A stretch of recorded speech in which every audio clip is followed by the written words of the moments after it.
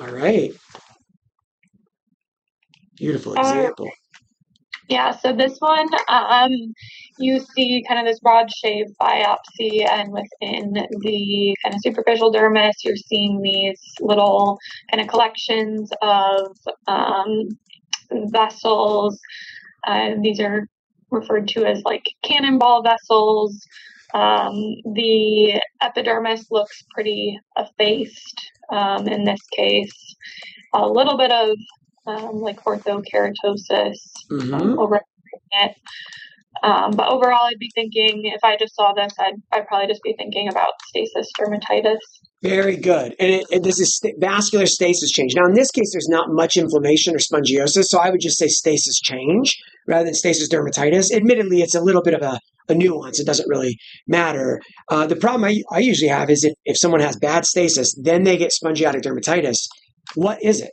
Is it stasis dermatitis? Or is it contact or eczematous atopic dermatitis and they just happen to have underlying stasis? Or is it stasis dermatitis that they've put some topical home remedy on and then cause a secondary contact? And the answer is almost always, I don't know. It could be any and all of the above. I can't tell it apart. So stasis dermatitis, I feel like best recognized clinically. You recognize they've got scaling and some weeping, and they've got bad stasis and it's bronzy.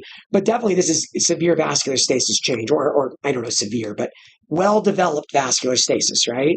This person's had some gravity working against their veins for a long time. They're probably an older adult. Probably all adults have some degree of vascular stasis. You just can't win against gravity. But definitely this looks like it's been going on quite a while. I do feel like in patients with significant obesity, they tend to have more flow issues and more developed stasis. And also, they may have background chronic lymphedema.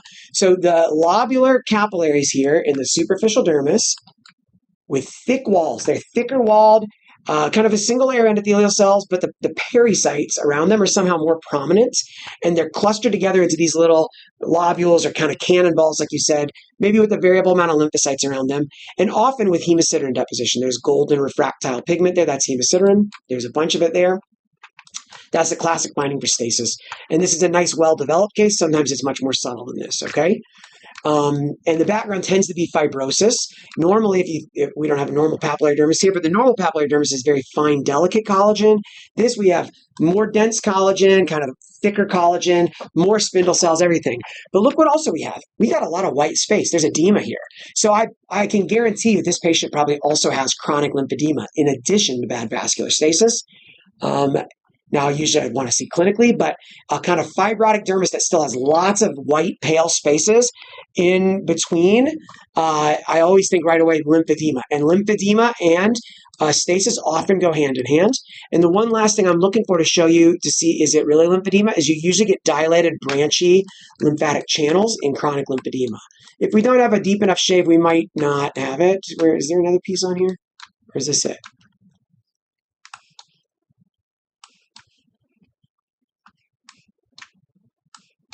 Can't win them all. Maybe we have to be a little deeper down. Oftentimes the lymphatics are a little deeper, but there's if I saw this, I'd say, marked vascular stasis change or severe vascular stasis with hemosiderin, especially because clinically they may be saying this is bronze or brown and wondering why. And then I'd say background changes suggestive of chronic lymphedema. All right. And if there was inflammation with it, I'd bring up, there's also sponge derm, et cetera. Could be stasis derm, could be a coexistent primary spongiotic or secondary contact. Really clinically have to figure that out, right?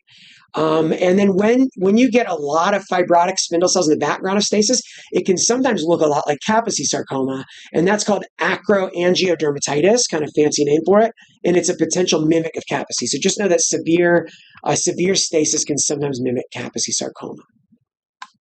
Nice example. And interestingly, too, when you get trauma in the lower leg and someone has bad stasis and they get a scar as the trauma heals, the vessels in their healing scar tend to reproduce this same pattern. I don't know why it is. Even though they're new vessels, they make these lobular cannonball tufts in the scar tissue for some strange reason. Also, when people get porokeratosis on their legs, they often get prominent stasis change in the middle between the corneal lamellae. much more than the background. I don't know why that is, but it happens. And the last thing I'll say is that stasis, even though clinically oftentimes it looks kind of like diffuse plaques, often bilateral, for anyone watching this who's a non-dermatologist, people do not usually get bilateral cellulitis of the lower leg. That is almost never going to be cellulitis and almost always going to be stasis, okay? Could someone have superimposed cellulitis? Sure. But that's a common thing that clinically oftentimes stasis change is misdiagnosed. Bilateral cellulitis, I think if it exists, it's probably vanishingly rare.